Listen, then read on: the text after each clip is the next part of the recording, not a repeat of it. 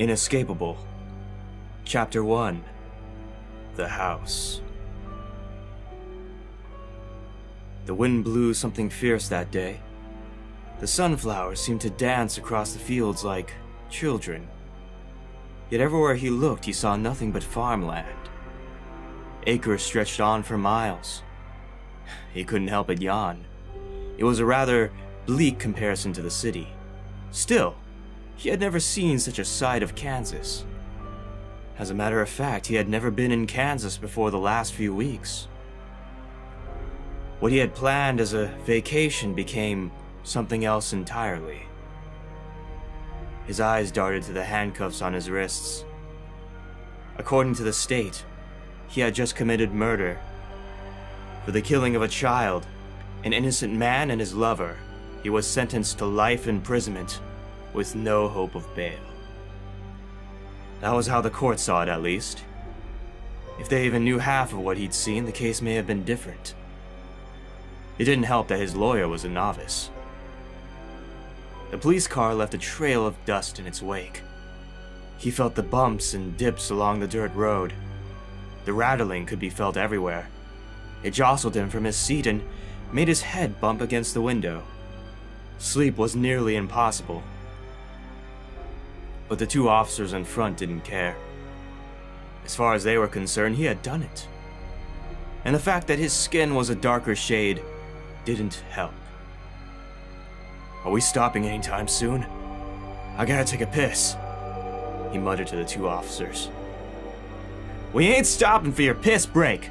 You don't get that luxury anyways," the cop in the driver's seat replied with disdain. He leaned back against the leathered seating. These two weren't going to make his trip any pleasant. The other cop, though, kept bouncing his knee. He looked like he was about to explode. "So I gotta know, man. What was it that made you do it, huh?" "Gary, don't rile him up. He pleaded insanity, remember?"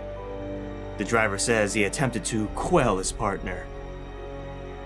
"It's Tom Fisher. And I didn't kill anyone." The man in the handcuffs responded with slight contempt. "Sure you didn't, Tommy boy. Sure you didn't." As far as they were concerned, he should have been sent to the loony bin. But it didn't matter. Nothing mattered. He was going to prison. Tom knew the odds were stacked against him. He wouldn't stand a chance against such animals. Throughout the trip, he pondered on what he might do. Would he make it? "Hey, you see that?" The officer next to the driver pointed towards something in the distance. "Yeah, looks like a storm's brewing." The brown fog seemed to come out of nowhere. It didn't take long for their vehicle to be consumed by it. They had to slow their speed. Everything from this point on was a blur. Even when they squinted, they couldn't make out anything on the road more than a meter away. The situation didn't miff Tom, though. Dust storms were common in these parts. He closed his eyes and tried one more attempt at sleep. "What is that?" "What's what?" the driver responded. "That, you see that? Damn it, Gary, what the hell's the matter with you?" Tom heard them arguing back and forth like siblings, and it only took a moment for his eyes to burst open. As if wary of some animal on the road, the car swerved violently, and they veered off into the side. His head banged harshly against the car window. That would leave a bruise. What happened?" Tom said as he lifted himself from the back seat. "Shit, man! Something just ran onto the road!" the officer shouted back. "Calm down, Gary. Probably just some stray animal. I'm gonna go check it out. Just stay in the car and keep an eye on him." The driver swung the door open. The man's image soon vanished. Neither shadow nor frame could be seen through the substance. For whatever reason, the officer still left in the car was concerned. Tom hadn't seen a thing, but he couldn't shake the feeling of the man sitting in front of him. So they waited and waited, hoping that the driver would return. It took about 10 minutes before his partner became fidgety. "God damn it, Carl. What the hell is taking you so long? Tom looked out the window as well. Everything alright? Shut up! Stay here and don't move a muscle, you hear? You move a foot and I'll blow your head off! The officer said, pointing his finger at Tom. Tom clamped his mouth shut. There was no point in getting this cop angrier than he already was. So he lied back against his seat and watched as the man got out of the car. He slammed the door shut and went after his partner with a handgun poised. Tom didn't know why the man was so startled. Whatever the man saw, it must have shook him. Either that or he was hallucinating. And so Tom waited. He sat there and tapped his foot impatiently, hoping that his bladder wouldn't explode. The fog wasn't letting up. What's more, he couldn't hear a sound out there. There were no cawing crows, and even the wind seemed to die at that moment. He couldn't shake the feeling. He felt like he was isolated out there.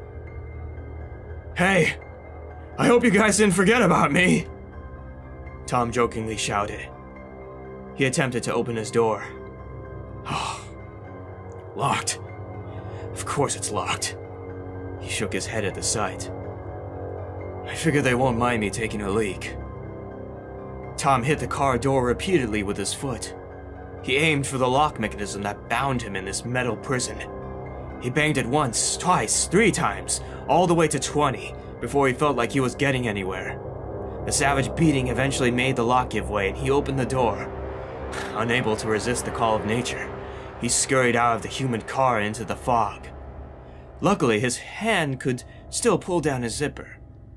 He sighed in relief as the contents poured into the dry earth.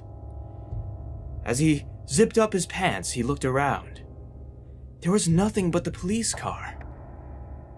Where the hell did they go? Hey! Is anyone out there? Tom yelled. No one answered his calls. Not a sound made its way back to him. All he could hear amidst the fog was his own voice. He took advantage of the opportunity and bolted for it. He didn't care where he was going. He just wanted to escape, to hide and never be seen again. He knew that he would eventually be found. He could only evade capture for so long, but he had to try. It was either freedom now or imprisonment and death later. He would be crazy not to try. His feet trampled the ground. He felt like he was running through a never-ending tunnel. He had run several minutes before stopping to catch his breath.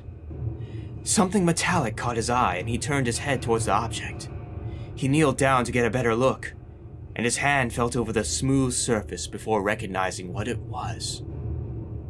It was an officer's badge. He stared in silence at the item in his hands. One of them must have dropped it in a panic. He couldn't believe his eyes when he found a handgun buried next to it. He quickly picked it up and dusted it off. What an amazing find, he thought. He would need a weapon. He stuffed the badge into his pants and proceeded to move forward. With each and every step, an unnerving feeling crept its way to the back of his mind. It didn't take long for something to emerge. He saw it, an outline of a building in the distance. He saw sanctuary only a few paces ahead. The fog itself was becoming denser by the moment, so he rushed towards the house. And then, something pushed him. He stopped for a brief moment, but quickly shook his head. There was no time to think about it. He made his way up to the steps and slammed the door behind him. Tom smiled at his own boldness. Whatever happened out there completely distracted the officers. He looked about the strange room surrounding him. This place had seen better days. The wood felt damp and old, and the walls looked as if they were painted ages ago. The color had already faded to a grayish-brown hue. Certain segments peeled off from the lack of attention. Every time he stepped across the floor, the panels creaked. The windows were full of cracks.